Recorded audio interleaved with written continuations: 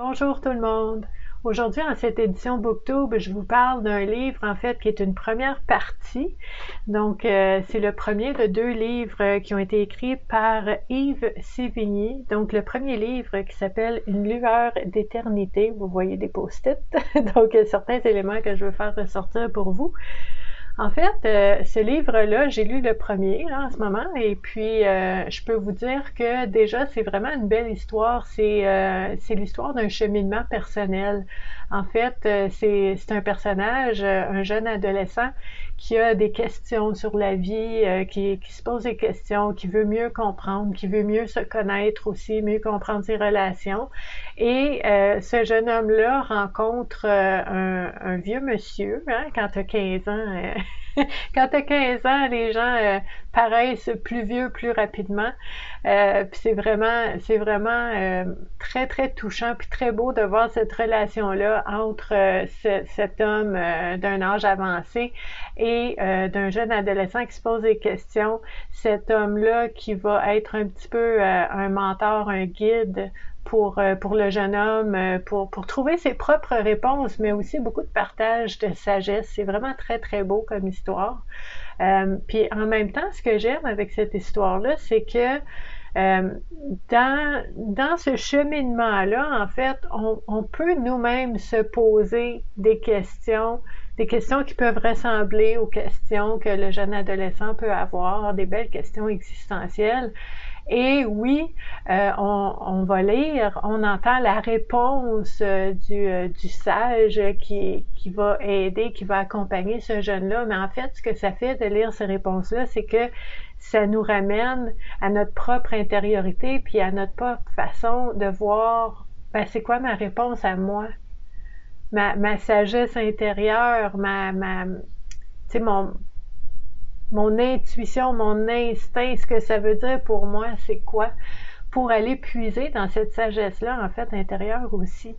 Donc, c'est vraiment très, très beau. Et comme je disais tantôt, ça, c'est une première partie. Donc, dans 2 semaines, je vais vous présenter un petit peu le deuxième livre, le deuxième tome.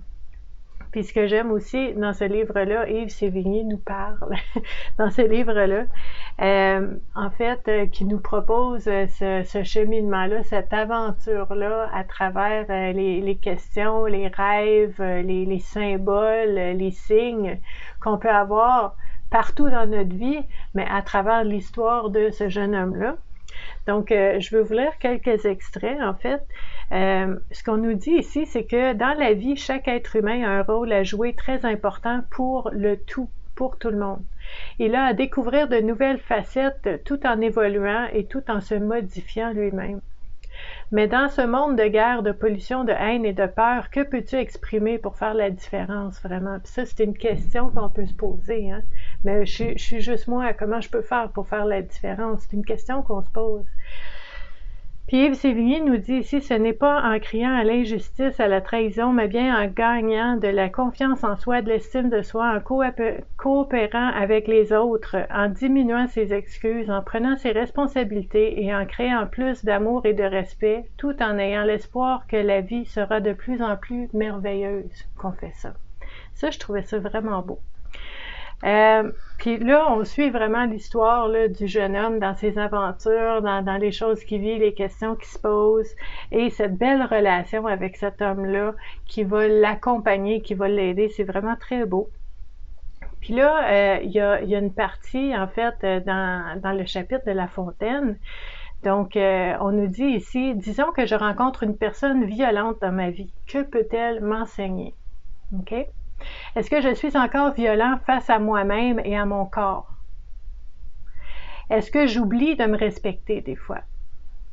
Si je suis en présence d'une personne froide, est-ce que cela peut me rappeler de conserver un cœur ouvert ou encore me faire prendre conscience que je suis froid avec certaines personnes, moi aussi, sans y porter attention, sans m'en rendre compte?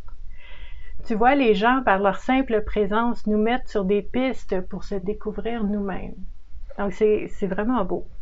C'est quelque chose à réfléchir. Hein? On dit souvent que quand on réagit à quelque chose, c'est parce que ça fait résonance en nous. Juste à explorer comme ça peut être intéressant. Un autre extrait que je voulais vous lire ici, Ça dit, dans ma vie, je fais la distinction entre 7 sphères d'activité pour me connaître et me reconnaître.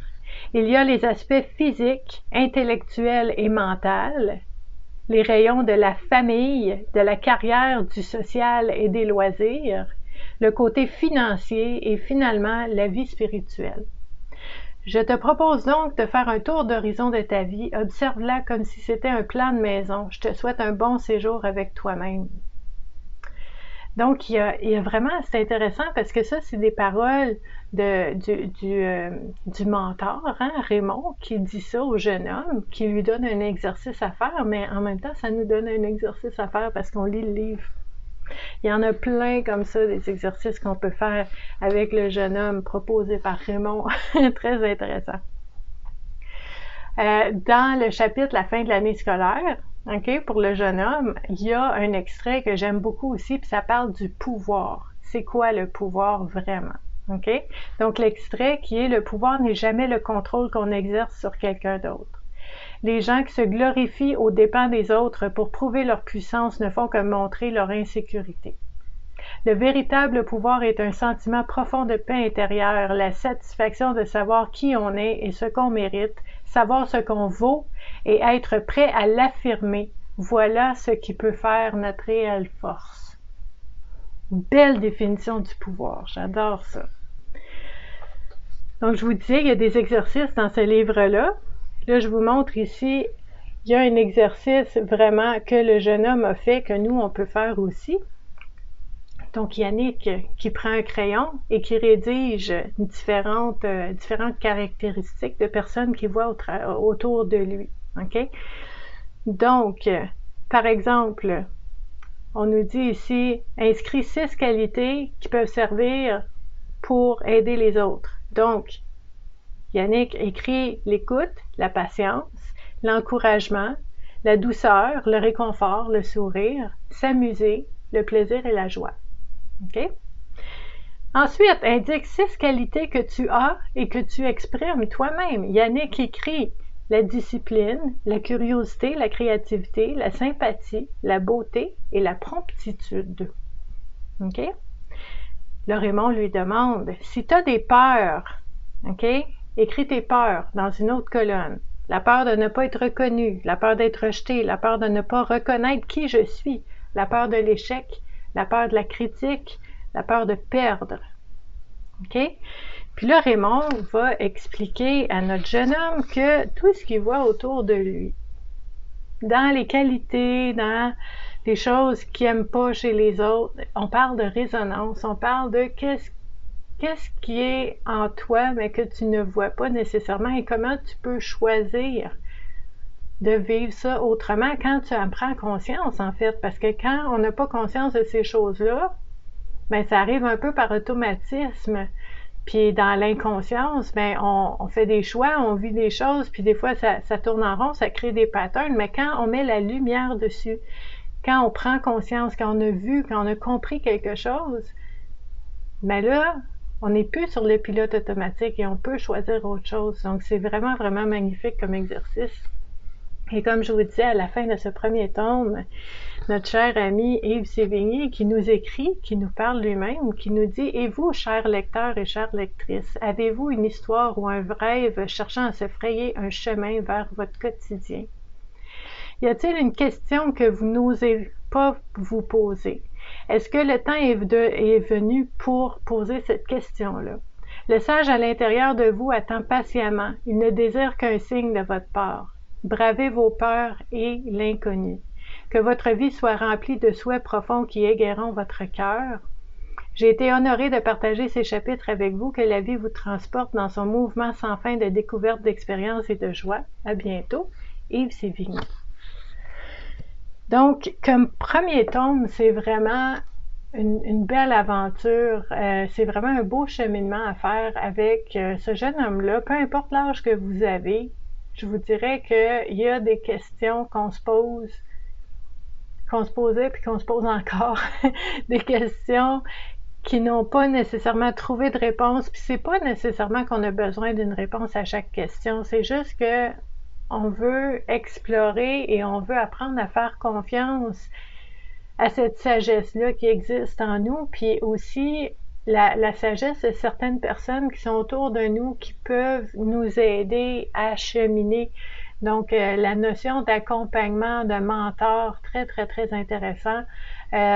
C'est sûr que c'est important d'être vigilant, le discernement, de choisir la personne avec qui on veut cheminer, très important, mais il y a une richesse là-dedans, dans l'expérience de quelqu'un d'autre, dans cette façon de voir les choses qui peut être très, très, très différente de notre façon de voir les choses, puis qu'à ce moment-là, on peut découvrir des choses en nous quand on fait cette différence-là, puis de dire, ben, moi, je connais quelqu'un qui le voit d'une certaine façon, puis oui, ça fait du sens pour moi, ou non, ça fait pas de sens, donc ça me fait découvrir ce qui fait du sens pour moi. Puis ça, c'est autant précieux. Donc, ça a vraiment été une belle aventure de lire ce premier livre-là. Là, maintenant, je vais commencer à lire le deuxième. Et dans 2 semaines, je vais vous parler un petit peu de l'histoire puis de l'aventure, comment ça se déroule et comment on peut aussi utiliser cet outil-là, ce deuxième livre-là, pour mieux se connaître, pour mieux cheminer. Je suis certaine que ça va être vraiment intéressant parce que Yves Sévigny a vraiment une belle façon d'approcher les différents sujets, de nous apporter certaines thématiques pour favoriser un désir, en tout cas, d'aller à l'intérieur, puis de mieux se connaître, puis de mieux se comprendre. Donc, j'ai aucun doute que ça va être bien. J'ai hâte de commencer le deuxième. Si jamais ça vous intéresse, vous allez voir sous la vidéo, je vais vous laisser, en fait, un lien pour découvrir un petit peu l'auteur, Yves Sévigny, pour voir un petit peu ce qu'il fait. Et vous allez trouver aussi sous la vidéo tous les différents endroits où est-ce que vous pouvez joindre la communauté Vivre à coup de cœur pour parler justement de tout ce qui a un lien avec le bien-être et la santé mentale. Donc, merci beaucoup d'avoir été là et je vous dis à la prochaine. Bye!